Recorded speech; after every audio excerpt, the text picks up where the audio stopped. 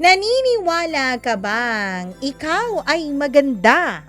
Nako, yung iba dyan maganda pero hindi naniniwalang maganda sila. Ikaw ba?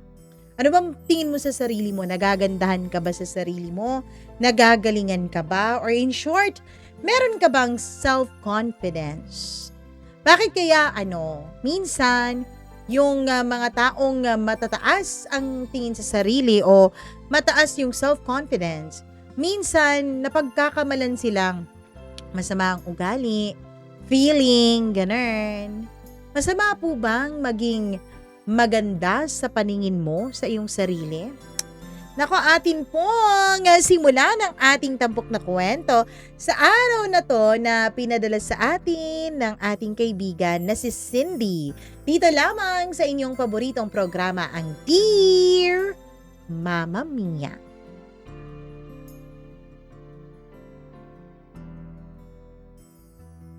Ang kagandahan, sabi ng iilan, ay hindi nasusukat sa panlabas lamang. Ito ay nasusukat din sa kung ano ang niloloob ng iyong puso.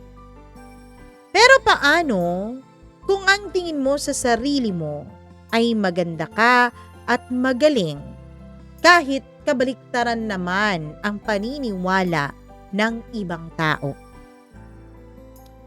Dear Mama Mia, alam mo minsan, naiisip ko rin, siguro kung sa paningin ng iba ako ay maganda, baka iba rin ang naging takbo ng buhay ko. Pero hindi eh. Ang totoo, kahit sa sarili kong nanay, minsan naririnig ko pa rin yung linyang, "Anak, huwag kang masyadong umasa sa looks mo ha, bawi ka na lang sa ugali." Ganun kasakit, Mama Mia. Pero ewan ko, parang sanay na rin kasi ako eh. Mula pa kasi pagkabata ko, alam ko na agad kung saan ako lulugar. Hindi ako yung tipong, wow, pag naglalakad. Hindi ako yung tipo na tinitilian pag may event sa barangay. Ako yung tipo na tinatawanan, minsan pinagtitripan, at madalas binibigyan ng palayaw na ayaw ko naman talaga. "Uy, si Cindy oh!" Sigaw ng mga tambay tuwing dadaan ako sa kanto. Hindi dahil tsismosa ako ha, sa totoo lang, Mama Mia. Hindi naman po nila ako sinisigawan dahil may ginagawa akong masama o maganda ako sa paningin nila. Mama Mia, ginagawa nilang biro ang itsura ko. Kaya ayan, kahit tahimik akong bumibili ng suka sa tindahan, parang may announcement pa ng barangay kapag dumadaan ako. Pero hindi ako basta-basta nagpapaapi. Kasi kung hindi ka tatayo para ipagtanggol ang sarili mo, sino pa ang gagawa nun? Kaya minsan nagkaroon ng pagkakataon na napikon ako kay Mang Berto, yung tambay na laging may dalang red horse at puro pasaring sa akin. "Uy Cindy, anong latest ngayon ha? May chika ka ba tungkol sa kapitbahay mong si Aling Nena?" Sabi niya sabay tawa ng grupo nila. Hindi ko napigilan, nilapitan ko talaga siya sabay sabing, "Wala akong oras sa chismis. Kasi unlike you, may trabaho po ako." Tahimik silang lahat. Kasi naman, totoo yun. Ako lang sa aming magkakapatid ang hindi umaasa sa aming magulang. Naglalaba ako, nagtitinda ng online, minsan nagpi-face mask selling sa Facebook Live kahit pangit daw ako. At yun yung isa pang bagay, yung self-confidence ko, Mama Mia. Hindi ko alam kung saan ko ito hinuhugot. Pero siguro, dahil wala na rin akong pakialam sa sasabihin ng iba, kaya naging mataas ang self-confidence ko. Kasi habang pinagtatawanan nila ako, nagpo-post naman ako ng mga selfie ko na may caption pa na, "Beauty is power. Confidence is key. At kung wala ka niyan, sorry ka na lang." ayun, dun na nagsimula ang gulo. Kasi hindi ko alam na yung mga kapitbahay kong mga marites talaga ay nanonood pala ng mga live ko at kinukwento sa isa't isa. Kaya minsan habang naglalakad ako, may naririnig akong, ayan o, si Confident Queen daw. Feeling maganda pero para namang palaka. Ang sakit. Oo, Mama Mia. Pero palagi kong iniisip na wala naman akong ginagawang masama. Gusto ko lang magpakatotoo hanggang sa isang araw, nag-post ako ng video sa TikTok. Simpleng sayaw lang naman, naka-duster ako, may face mask sa leeg. Hindi ko inaasahan na magiging viral pala yun sa aming barangay. Hindi dahil magaling akong sumayaw, Mama Mia, kundi dahil natawa ang mga tao sa akin. Grabe tong si Cindy, ang tapang. Ang lakas ng loob nito, sana all may confidence. Di ako makapaniwala, parang ang saya niya kahit ganyan siya. At doon nagsimula ang kakaibang journey ko, Mama Mia. Mula sa pinagtatawanan ako, bigla akong naging inspirasyon o minsan joke ng mga tao. Pero at least napapansin nila ako, hindi ba? At sa totoo lang, Mama Mia, gusto ko rin naman ng atensyon. Hindi yung pang-aapi, hindi yung mararamdaman ko na lang na may halaga ako. Pero syempre, hindi lahat ay masaya para sa akin. Lalo na si Lani. Ang kapitbahay naming maganda, maputi, sexy at social media queen sa aming barangay. Simula nung partially nag-viral ang video ko, ay bigla na lang uminit ang ulo niya sa akin. Ewan ko ba dyan kay Cindy? Akala mo kung sinong sikat, puro kabastusan lang naman ang ginagawa? Sabi niya minsan sa harap ng mga kaibigan niya habang dumadaan ako. Alam mo yung feeling, Mama Mia, na gusto mong magwala pero pipigilan mo kasi may nanonood? Ganon.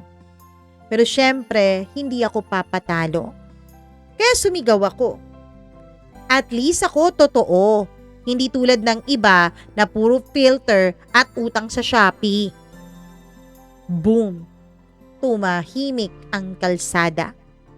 Kahit yung mga manok, tumigil sa pagtuka. Mula noon, naging parang mainit na sabong na ang buhay ko.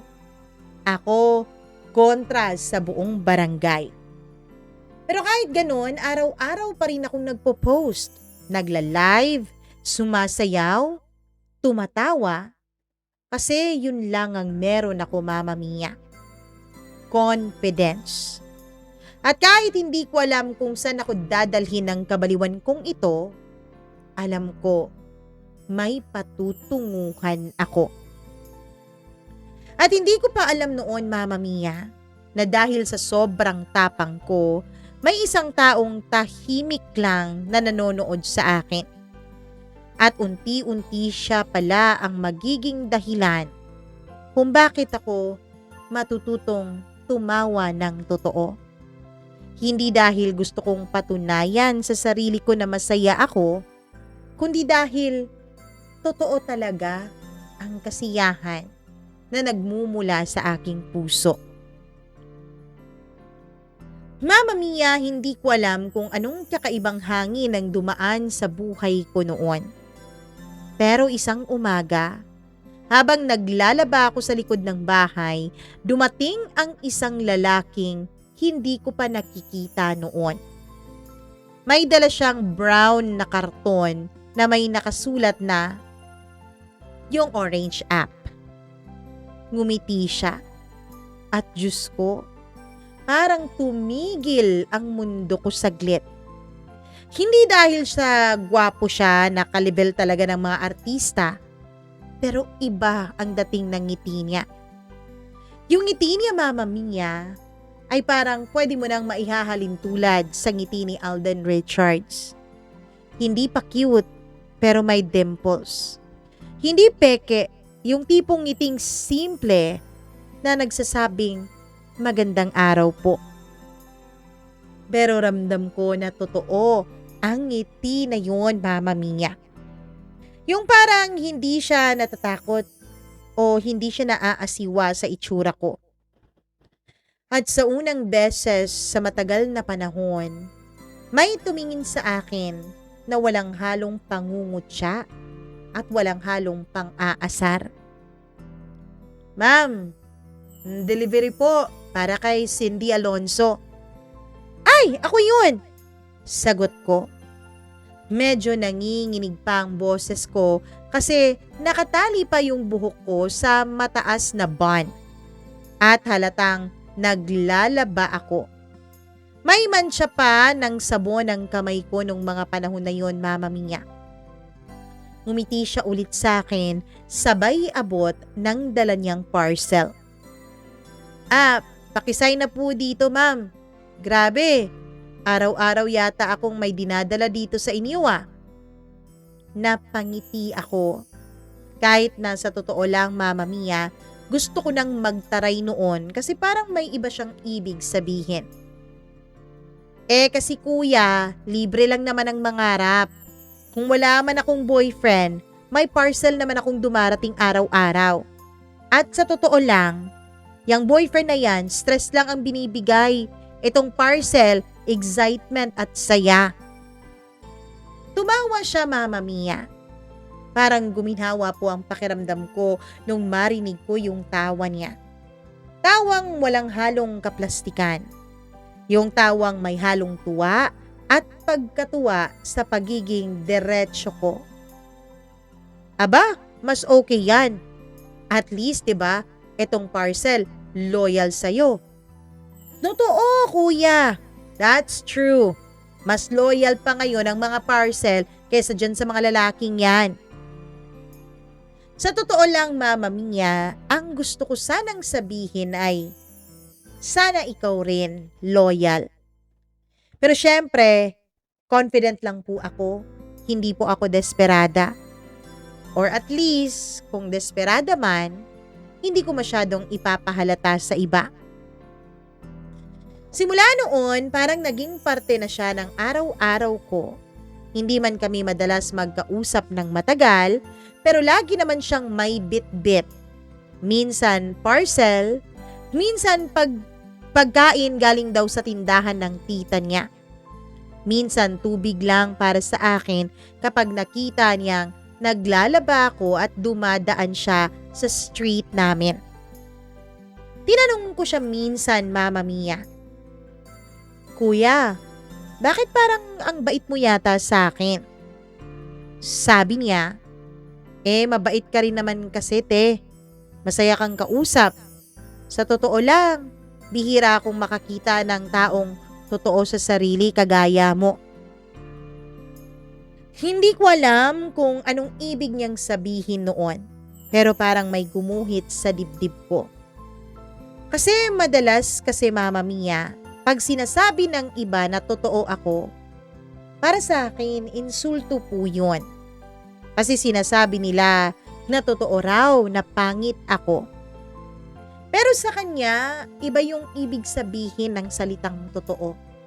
Iba yung dating ng pagkakasabi niya sa akin. Minsan habang nag-uusap kami sa labas, dumaan si Lani. Yung kapitbahay kong maganda na akala mo ay reyna ng barangay. Naka-sleeveless na floral dress siya. Naka-makeup pa at may suot na shades kahit na 6:00 pa lang noon ng umaga. Lumapit siya. Sabay sabing, "Hi kuya, ang aga mo naman yatang mag-deliver ngayon. Baka gusto mo ng tubig. Mainit ata dito sa labas." Ngumiti si kuya, sabay lingon sa akin.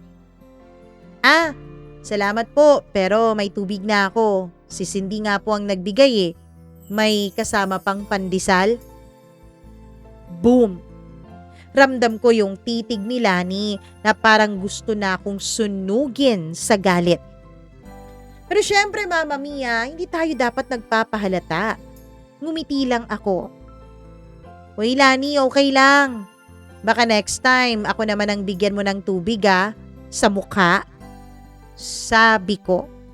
Tumawa si kuyang driver. Si kuyang delivery rider. Habang si Lani naman umalis na parang pumutok ang ugat sa sentido sa sobrang init ng ulo niya sa akin. At doon ko talaga naramdaman na iba si kuyang rider, Mama Mia. Sa totoo lang, nagulat nga ako nung araw na yun Bakit ang aga niya dun sa street namin? Ang sabi pa niya, meron daw siyang ibang mga parcel na hindi niya na-i-deliver kahapon kasi nga umulan ng malakas. Ginusto raw niyang i-deliver iyon ng maaga para makakuha pa siya ng ibang parcel para naman daw may pandagdag kita. Mama Mia, naisip kong iba nga itong si Kuya Ryder. Kasi kahit alam niyang pinagkakaisahan ako minsan sa barangay, ay hindi naman po siya nakikisabay. Minsan pa nga nagpunta siya habang nagla-live ako sa Facebook. Nakaset up ako ng ring light na binili ko rin syempre sa online at siya rin ang nag-deliver. Tapos nagbebenta ako ng mga sabon at face mask online. Naririnig ko pa siya sa labas habang nag-aabot ng parcel sa aming kapitbahay. Tapos bigla siyang sumilip sa mismong bahay namin. Uy, nagla-live ka pala? Pwede bang bumati? Sabi ko, sige. Pero baka magka-fans club ka rito ha? Nilapit ko sa kanya ang camera tapos sabi niya, "Ay mga kamare, suportahan niyo si Cindy mabait yan at may mabangong sabon." Tawang-tawa ko. Pero ang mga viewers ko, grabe, kinilig Mama Mia. May nagsabi pa sa comments ng, "Sila na yan bagay kayo, si Confident Queen at si Loyal Kuya Delivery Rider. Sana all may nagpapadala ng parcel at pagmamahal." Kasi naman Mama Mia, naikwento ko na rin siya sa mga followers ko. Kaya alam nilang siya yun, si Kuya Ryder. Base na rin kasi sa outfitan niya. At ayun, simula noon, madalas na siyang nakikita sa mga live ko. Minsan nakikisali pa siya sa mga jokes ko. Pero syempre, hindi ko pa rin alam kung ano ba talaga yung motibo niya. Baka naman talaga friendly lang siya. Baka naman naaawa lang kasi wala akong ibang kaibigan. O baka naman may konting pagkagusto. Pero sabi ko sa sarili ko, Cindy, wag kang ang assuming. Hindi ka pang artista ha. At tandaan mo, confident ka lang, hindi ka asyumera. Kaso minsan Mama Mia, kahit pilit kong itago, iba talaga ang tibok ng puso ko kapag nandyan siya. Yung simpleng ingat ka niya, parang kantang pa ulit-ulit sa utak ko. Yung simpleng ngiti niya ay parang may kilig kahit pawisan ako at may muta pa sa gilid ng mga mata ko. At isang gabi habang naglalakad ako papuntang tindahan, nadaanan ko siya. Nakaupo sa motor niya at nakatingin sa langit. Sabi ko, "Uy kuya, anong tinitingnan mo dyan, buwan?" Ngumiti siya sa akin sabay sagot, "Hindi. Tinitingnan ko kung may bituin pang mas maliwanag kaysa sa personality mo." Napahinto ako Mama Mia. Seryoso siya. Hindi ako makapaniwala. Kasi first time kong marinig na may nagsabi sa akin ng ganyan nang hindi natatawa pagkatapos. At sa sandaling yun, parang hindi na mahalaga kung maganda ako o hindi.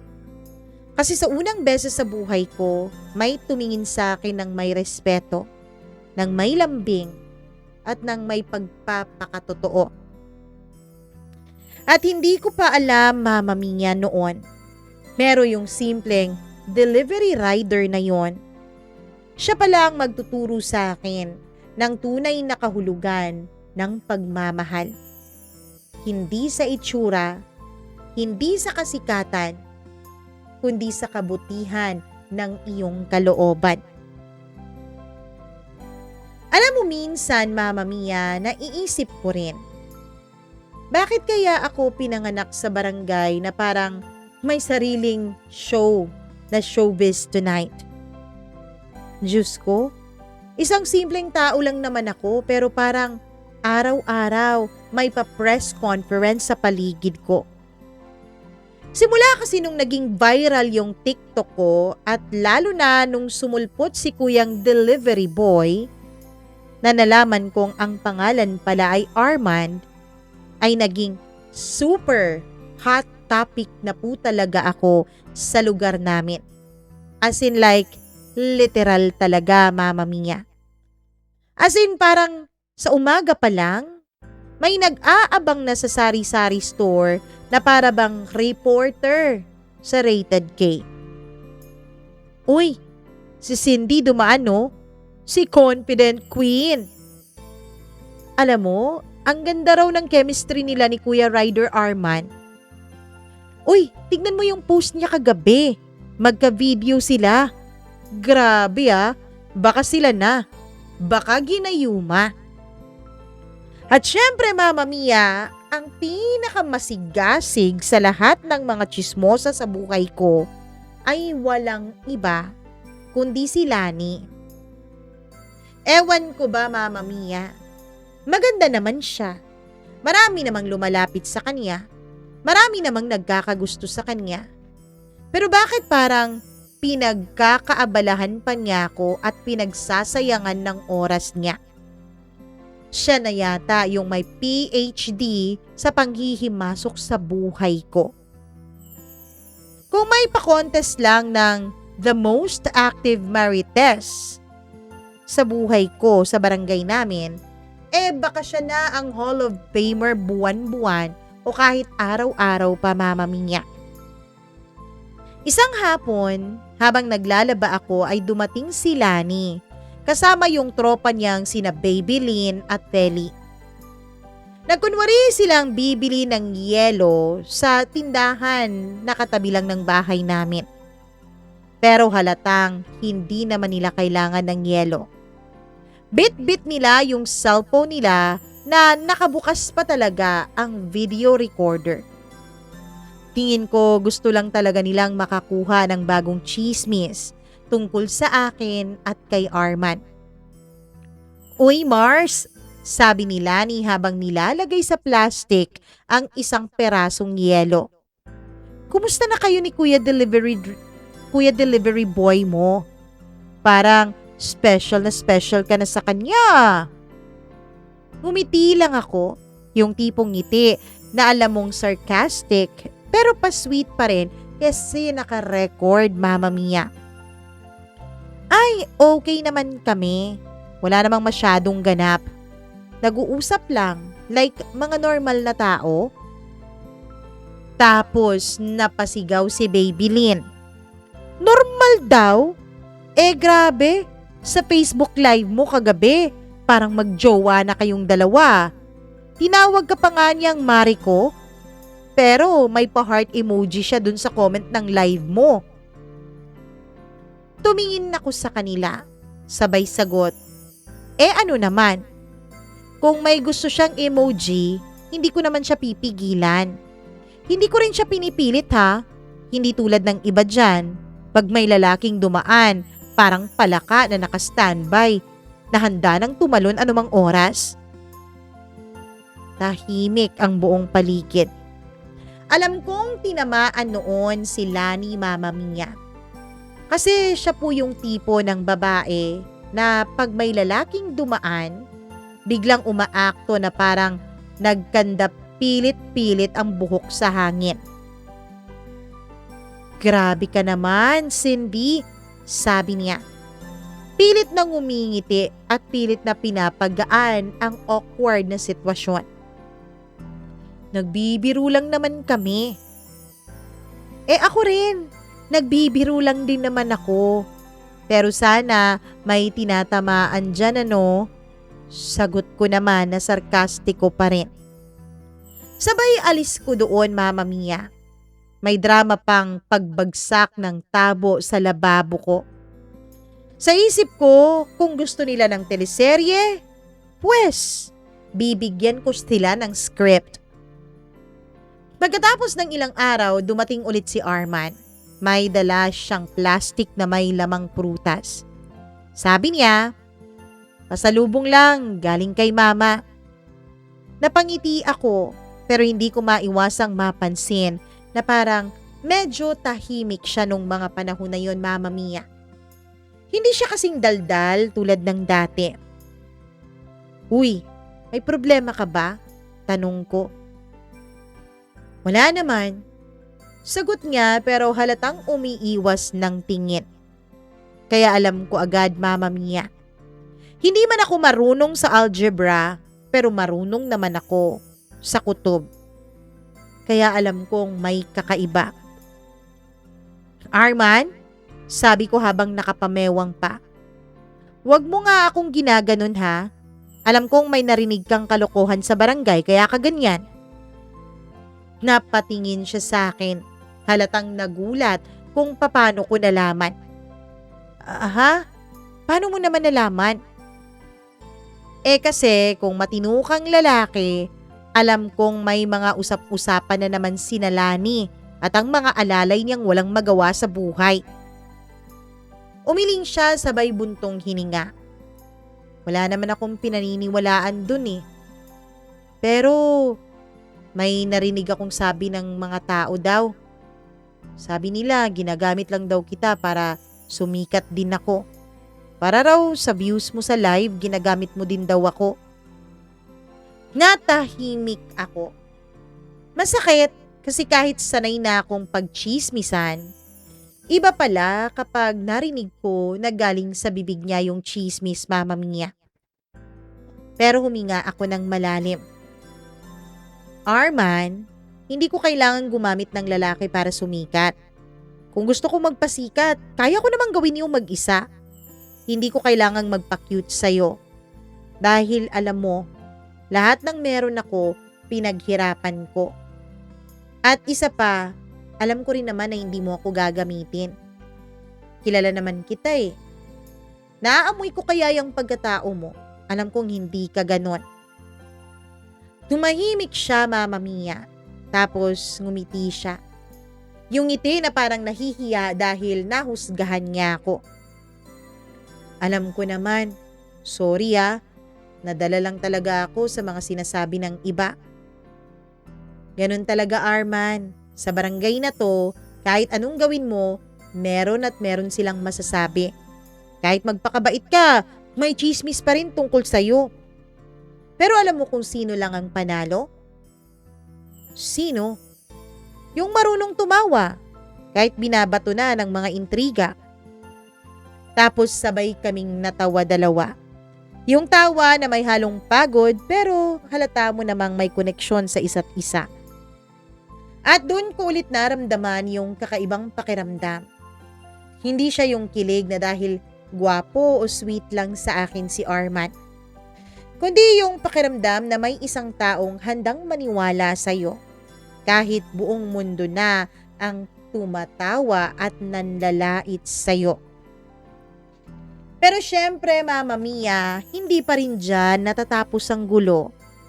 Kinabukasan habang nagla-live ako at para magbenta ng mga sabon ko, ay biglang sumulpot si Lani sa likuran ko. Sobrang lakas ng loob. Pumasok sa camera frame kahit wala naman siyang paalam sa akin habang may mga viewers pa ako. "Oy mga ka-viewers, ako nga pala si Lani, kapitbahay ni Cindy. Huwag kayong maniwala sa mga sinasabi niya ha, piling sikat lang yan dito sa amin." Tumigil ako. Literal. Yung mga live comments ko, Mama Mia, ay parang gubat ng emoji. OMG! May intriga! Uy, yan ba yung kapitbahay mo na nanlalait sa'yo? Ang kapal naman niya para pumasok dyan sa live mo. Pero hindi ako pumatol, Mama Mia.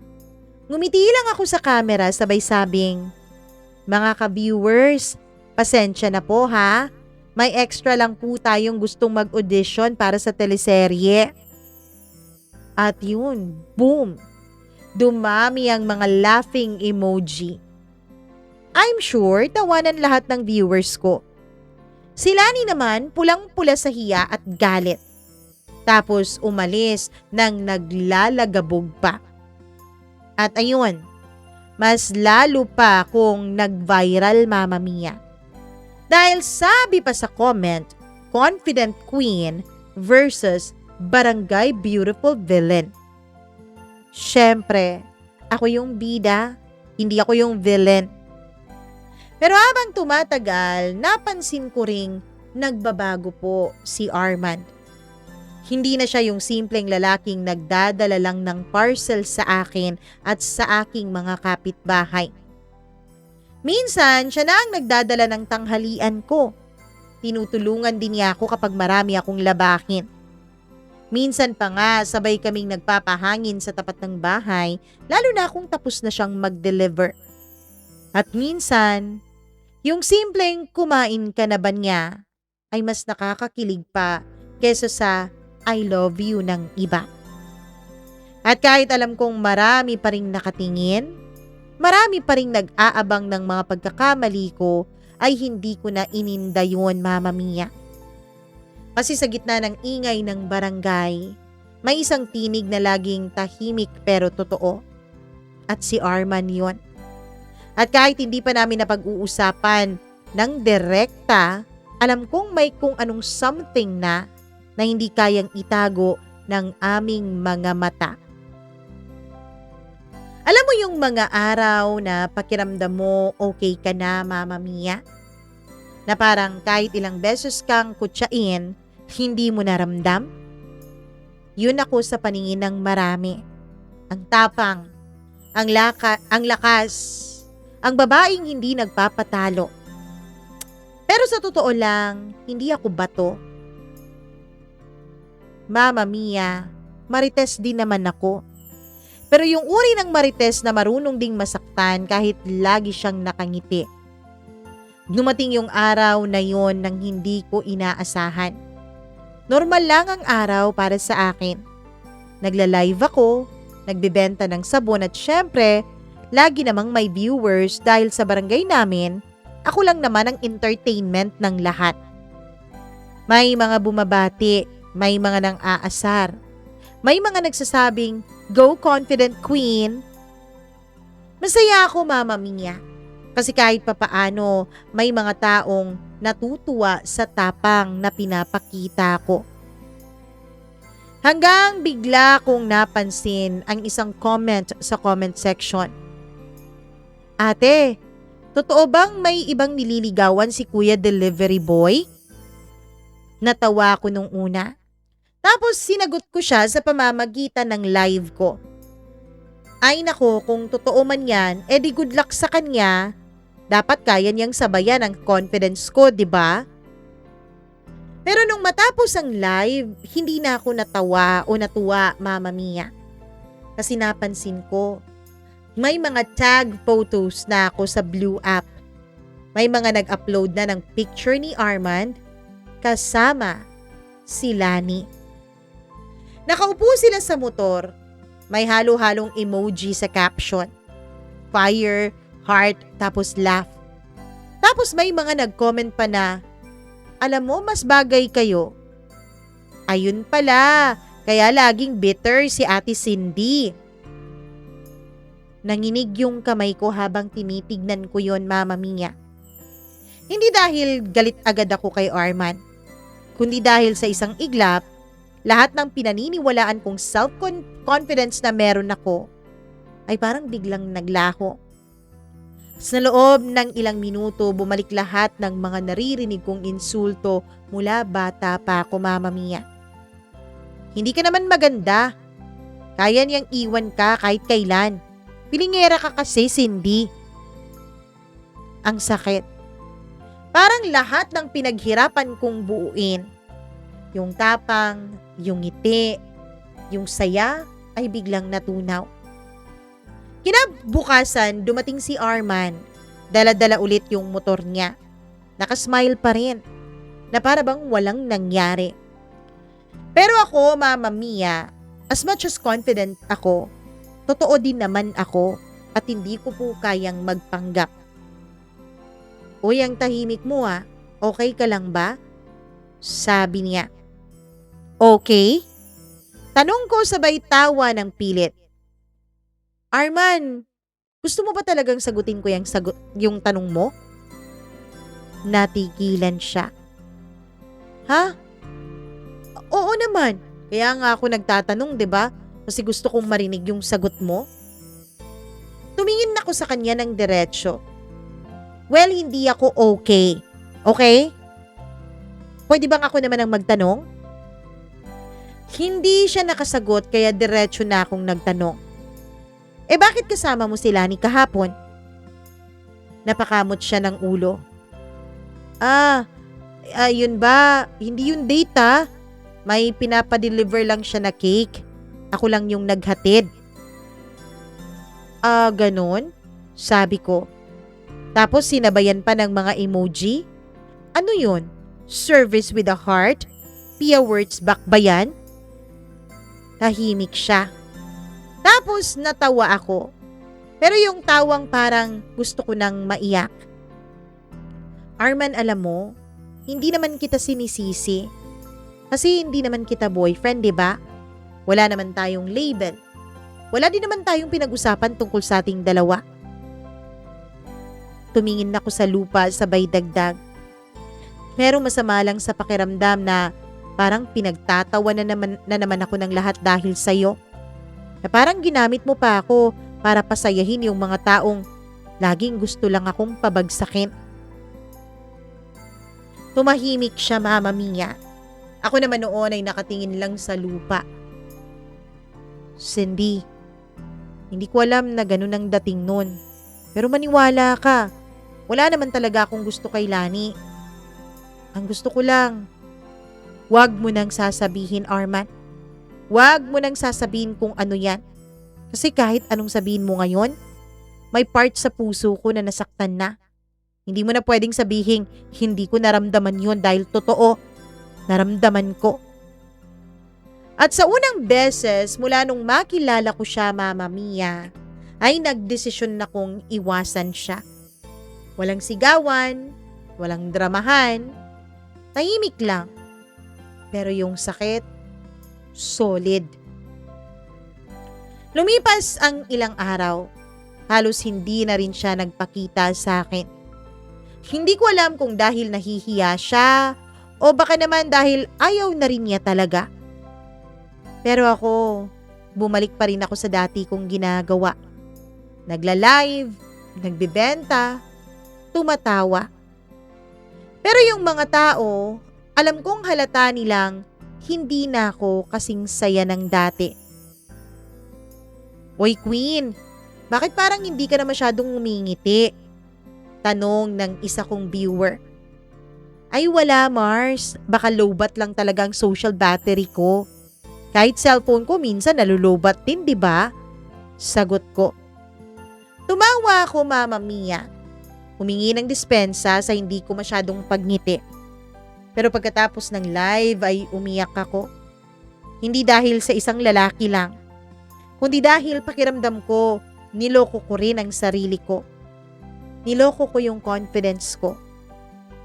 Akala ko kasi, Mama Mia, kaya kong maging matatag kahit ano pang mangyari. Akala ko kaya kong panindigan yung sinasabi nilang fake it till you make it. Pero totoo pala, may hangganan din ang tapang ng taong laging pinipiling maging masaya sa likod ng pangungutya ng iba. Isang gabi, Mama Mia, habang nag-iisa ako sa tapat ng bahay, narinig ko yung mga batang naglalaro sa kalsada. Tawa sila ng tawa. Walang pakialam sa tingin ng iba. Naalala ko tuloy yung sarili ko dati. Yung mga panahong wala pa akong ibang iniintindi at hindi pa ako marunong magkumpara sa sarili ko sa iba. At dun ko napagtanto, Mama Mia, baka yun naman talaga ang problema ko. Baka naman hindi si Lani, hindi rin si Arman, kundi ako mismo, sarili ko mismo. Kasi masyado kong hinayaan na sukatin ng mga tao kung ano ang halaga ko base sa pisikal kong itsura. Masyado kong ginawang patunayan sa lahat na okay ako kahit hindi naman talaga. In short, tinatago ko ang emosyon ko, Mama Mia. Hindi ko dinadamdam. Kaya kinabukasan, nagdesisyon ako. Magla-live ulit ako. Pero sa pagkakataong to, hindi na para magbenta. Hindi rin para magpatawa, kundi para magsabi ng totoo sa mga supporters at viewers ko. Binuksan ko ang camera, tinanggal ko ang filter. Wala ring makeup. Hay mga kamare, ako nga pala to, si Cindy. Oo, yung confident queen nyo. Pero ngayon, hindi na ako masyadong queen. Hindi na rin ako masyadong confident. Kasi kahit ako, nasasaktan na din. Panimula akong sabi. Dumami ng dumami ang mga viewers, Mama Mia, pero walang nagko-comment. Puro heart at care emoji lang. Tahimik ang comment section. Hanggang sa may isang nag-comment. Cindy, bakit? Okay ka lang ba? Ngumiti ako. Okay lang.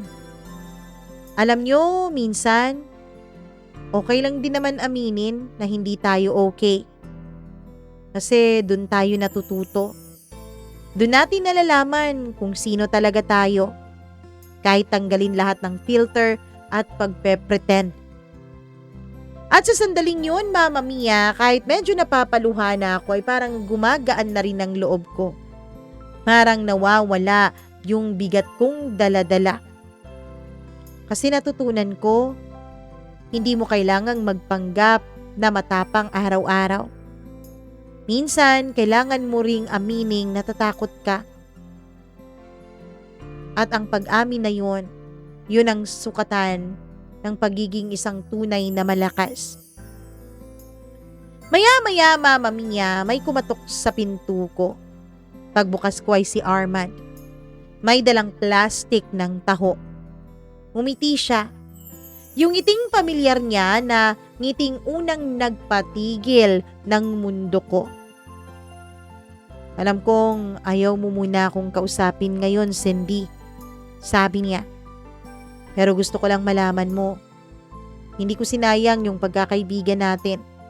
At kung kailangan mong umiyak, ayos lang naman. Okay lang. Pero sana huwag mong kakalimutan kung sino ka. Sana huwag mong kakalimutan na maganda ka. Tumingin ako sa kanya, Mama Mia. Sabay sabing, sino nga ba ako, Armand? Bakit nga ba sinasabi mong maganda ako? Alam naman nating pareho na hindi. Ngumiti siya. Ikaw si Cindy. Oo, totoo. Kung sa pamantayan ng iba at karamihan, hindi ka kagandahan. Pero ikaw yung babaeng may pinakamagandang tapang sa balat ng lupa. Ikaw yung babaeng walang pagpe-pretend. Ikaw yung babaeng totoong-totoo sa sarili mo. Mama Mia, dahil dun sa kanyang sinabi ay tuluyan na po akong umiyak. Hindi dahil sa sakit, kundi dahil sa wakas, narinig ko na mula sa iba yung matagal ko nang gustong marinig mula sa sarili ko. Sabi nga nila, ang tunay na lakas, hindi yung hindi ka natutumba, kundi yung bumabangon ka kahit ilang beses ka pang matumba at madapa.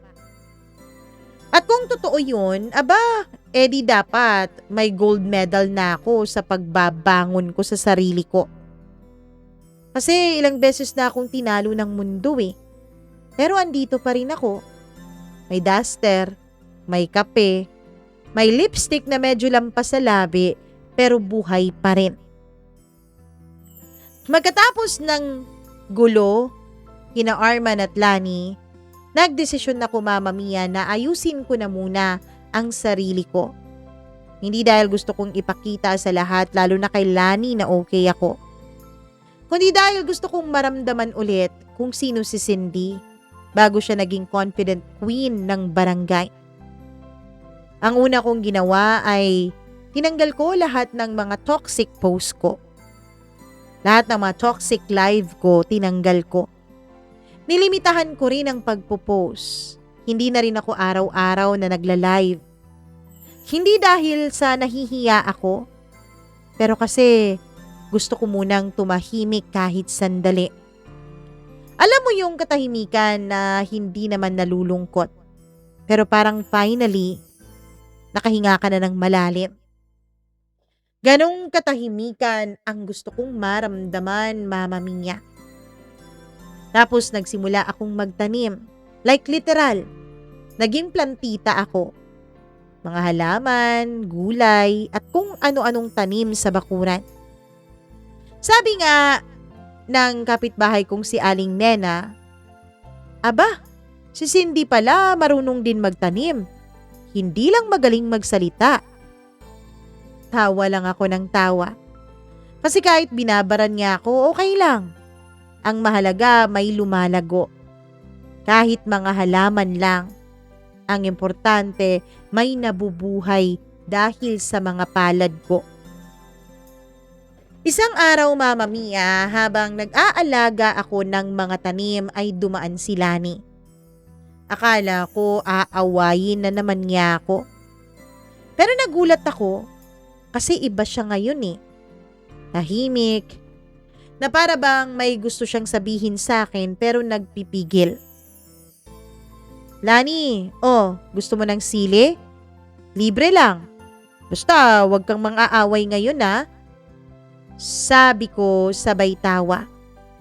Ngumiti siya, yung tipong awkward na ngiti.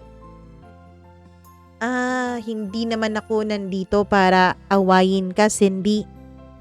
Ang totoo niyan, gusto ko sanang humingi ng sorry. Napatingin ako sa kanya. Ilang beses akong kumurap-kurap dahil hindi ako makapaniwala sa narinig ko. Ha? Ano ulit? Pakiulit nga. Parang may umalingaw-ngaw sa tenga ko nang hindi ko inaasahan na. "Sorry nga," sabi niya. "Tama ka dati. Masyado akong nakikialam sa'yo.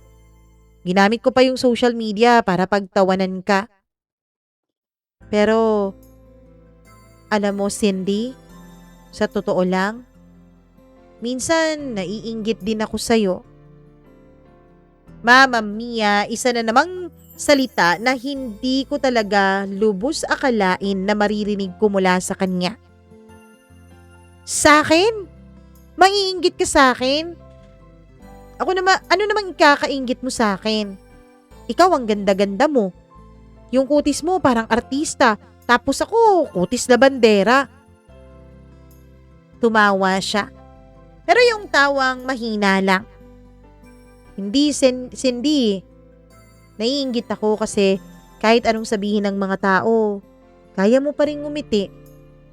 Ako kasi, isang comment lang na masama sa post ko, o di kaya naman, isang salita lang na hindi ko magustuhan na narinig ko mula sa iba. Umiiyak na ako buong araw. Hindi na ako nakakatulog sa gabi." Mama Mia, nung makita akong seryosong-seryoso ang mukha ni Lani, ay dun ko naramdaman.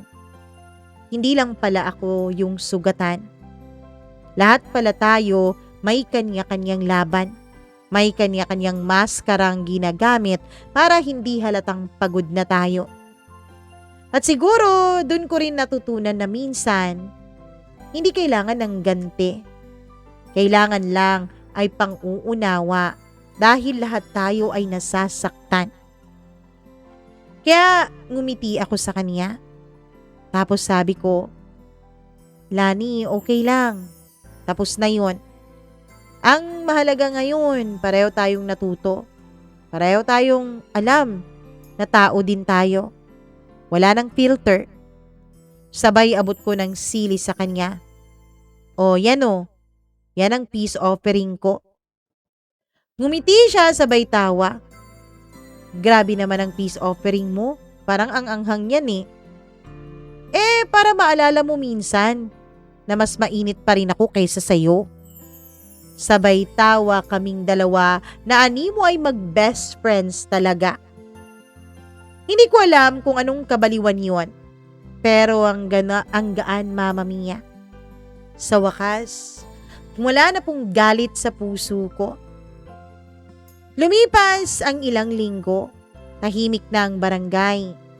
Wala nang intriga, wala nang palitan ng pagpaparinig at mga komentaryo sa Facebook.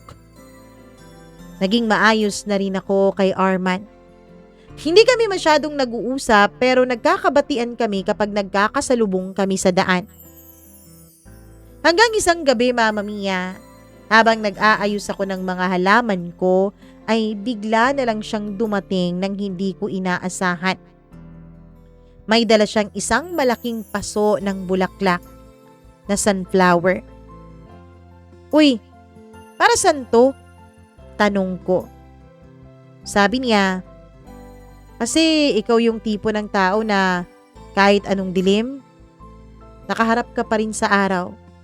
Nakangiti ka pa rin habang tinitignan siya. Hindi ko alam kung anong uunahin ko. Yung kilig ba nararamdaman ko o yung matawa na lang?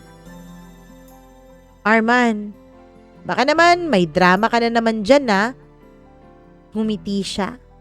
Yung pamilyar niyang ngiti na nakakaalis ng inis at puot. Hindi to drama, no? Gusto ko lang sabihin na salamat. Dahil kahit hindi mo alam, marami kang taong natutulungan. Hindi lang yung mga nanonood sa live mo, kundi pati na rin ako, Cindy. Tumahimik ako sandali. Tapos sabi ko, ikaw din naman, Arman. Salamat kasi kahit saglit lang, pinaniwala mo akong pwedeng mahalin ako kahit hindi ako pang Miss Universe. Tumingin siya sa akin. Seryoso. Ano? Anong ibig mong sabihing saglit lang? Bakit saglit lang? Kasi 'di ba, hindi mo naman ako nililigawan eh. Sabi ko sabay tawa. Ngumiti siya. Pwede bang ngayon ako magsimula? Grabe, Mama Mia. Hindi ko alam kung kinikilig ako o gusto kong sumigaw sa kalangitan dahil sa sobrang saya ng aking nararamdaman. Pero yung mga bituin, parang sabay-sabay pa silang ngumiti sa akin. At sa loob ng puso ko, may kakaibang kaligayahan. Hindi yung tipong dahil lang sa may lalaking nagmamahal sa akin.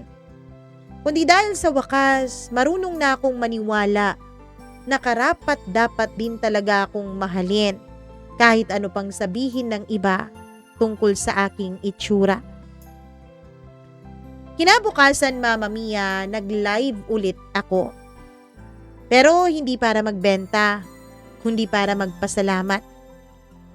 Sabi ko sa camera, ay mga kamare, alam nyo dati, gusto ko lang patunayan sa lahat na kaya kong maging masaya kahit anong sabihin nila. Kaya nga ako nagla-live eh. Kaya nga ang taas ng kumpiyansa kong mag-live. Dahil gusto kong patunayan na masaya ako at nagagandahan ako sa sarili ko. Pero ngayon, natutunan ko, hindi mo pala kailangang patunayan ang sarili mo sa kahit na sinong tao. Kasi kung alam mo ang halaga mo, hindi mo kailangang mag-ingay para makita nila at marinig yun. At habang sinasabi ko yun, Mama Mia, ay pumasok si Arman sa frame. May dalang taho. Tawa na naman ang mga viewers at kinikilig na naman. Uy, si Kuyang delivery driver oh. Official na ba? Si Confident Queen, may king na. Ngumiti ako. Mga kamare, oo. Pero tandaan nyo ha, kahit wala ka pang king, queen ka pa rin. Mula noon, Mama Mia, ay tuloy-tuloy na nagbago ang buhay ko. Hindi na ako masyadong nagpo-post. Private ko na rin ang account ko, Mama Mia. Hindi man ako naging sikat na influencer, pero sa barangay namin ay ako pa rin naman ang confident queen. Yung babaeng hindi kagandahan pero may kakaibang tapang, kabutihan at puso. Yung marunong tumawa kahit minsan gusto na lang umiyak sa panlalait ng iba. Yung natutong magmahal, hindi para mapansin, kundi dahil marunong ng totoong pagmamahal. At minsan kapag dumadaan ako sa daan, naririnig ko na lang ang mga tambay. Uy, si Cindy ang blooming. Iba talaga pag in love. Sana all. Humingiti lang ako sabay sabing, hindi to dahil in love ako sa lalaki, kundi dahil in love ako sa sarili ko. At doon ko natutunan, Mama Mia, totoo, ang ganda ay hindi nasusukat sa itsura. Nasusukat yun sa kung gaano mo kayang tumawa sa gitna ng ingay at kung gaano mo kayang magmahal ng walang hiya kahit sa sarili mo palang magsisimula. Hindi ko alam, Mama Mia, kung kailan nag-umpisang manahimik ang mundo ko. Yun bang hindi na ako nagla-live? O baka hindi naman talaga tumahimik, baka ako lang ang natutong makinig. Kasi dati bawat bulong-bulungan sa kanto, bawat comment sa post ko, parang kutsilyong tinatarak sa puso ko. Ngayon ay parang hangin na lang yun sa akin. Naririnig ko pa rin, oo, pero dumadaan na lang. Siguro dahil iba na ako, hindi na ako si Cindy na desperadong mapansin. Hindi na ako yung babaeng sumasayaw sa TikTok para sabihin kaya ko rin. Ako na ngayon, si Cindy na kontento sa kung sino siya. Kahit walang filter, kahit may kulubot ang muka, kahit minsan may muta pa sa mga mata. Isang Sabado habang nagtitinda ako sa harap ng bahay, oo Mama Mia, naglalako na ako ulit ng homemade peanut butter at tinapay. Biglang may lumapit na grupo ng mga estudyante sa akin. Mga babae. Naka-t-shirt ng Barangay Youth Organization. Hi Ate Cindy, sabi ng isa. Pwede po ba namin kayong ma-interview para sa school project namin? Tungkol po sa self-confidence? Natigilan ako. Ako? I-interviewin? Ako yung tatanungin tungkol sa confidence? Grabe. Parang gusto kong tumawa pero kinalabutan din ako. Sure. Pero wag kayong magtaka kung may dumi pa ako ng peanut butter sa pisngi ha. Tawa sila tapos nag-umpisa ng mag-record ng video. Ate, bakit po kayo palaging confident kahit po sinasabihan kayo dati ng mga masasakit na salita? Tanong nung isa. Nag-isip muna ako bago sumagot. Alam mo, hindi naman ako palaging confident eh. Minsan umiiyak din ako. Minsan gusto ko lang magtago. Pero na-realize ko, kung hihintayin ko pang mahalin ako ng lahat bago ko mahalin ang sarili ko, baka tumanda na lang ako ng walang saysay. Kaya kahit takot ako, tinatawanan ko na lang. Kasi ang confidence, hindi yan ibig sabihin na hindi ka natatakot. Ibig sabihin lang yan, kahit takot ka, ginagawa mo pa rin. Tumahimik silang tatlo tapos nagpalakpakan. Akala mo talaga graduation ceremony. Sabi nung isa, ang galing niyo po Ate Cindy, idol namin po kayo. Natouch ako, hindi dahil tinawag nila akong idol, kundi dahil sa wakas, may nakakita rin ng halaga ko. Hindi dahil sa itsura ko, kundi dahil sa kung anong laman ng puso ko.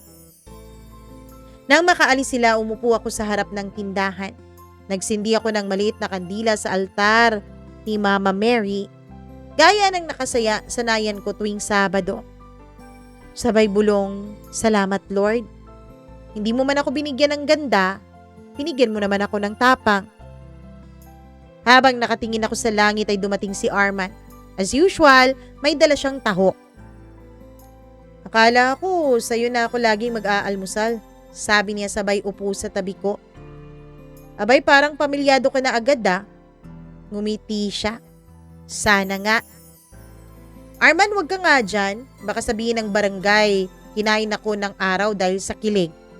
Sabi ko sabay tawa. Pero sa totoo lang, iba na ang pakiramdam ko ngayon. Dati kapag may lalaking nagpapakita ng interes kahit alam kong hindi naman totoo, parang gusto ko agad ibigay lahat. Pero ngayon, Mama Mia, masaya na ako. Kaibigan ko na nga pala si Lani. Minsan magkasama pa nga kami kapag nagla-live selling siya. Siya ang modelo ko, ako naman ang host. At yung mga dating nambabash sa amin, ngayon, suki na sila ng mga produkto namin. Kami pa rin ni Arman, Mama Mia. Nag-propose na rin siya sa akin. Oo, fiancé ko na siya ngayon at sa susunod na taon ay ikakasal na kaming dalawa. Mama Mia, alam ko po. Alam ko na marami sa mga tagapakinig ninyo ang tataas ang kilay dahil dito sa kwento ko. Oo, siguro para sa iba, kayabangan yung self-confidence na meron ako noon dahil hindi naman talaga nila nakikita ang ganda ko. Pero para sa akin, hindi yun kayabangan, kundi pagmamahal sa sarili na hindi ko mai-express ng maayos. Sa lahat po ng mga nakikinig ngayon, sa lahat po ng mga nanonood ngayon, yung mga nilalait-lait, yung mga walang kumpiyansa sa sarili, sana wag nating kalimutan na lahat tayo ay ginawa ng Diyos na naayon sa kaniyang wangis. Kaya walang pangit, sadyang iba lang talaga ang standard ng mundo. Lagi niyong tatandaan, bago kayo mahalin ng iba, dapat niyo munang mahalin ang inyong mga sarili. Hanggang dito na lamang po, Mama Mia. Lubos na nagmamahal, Cindy.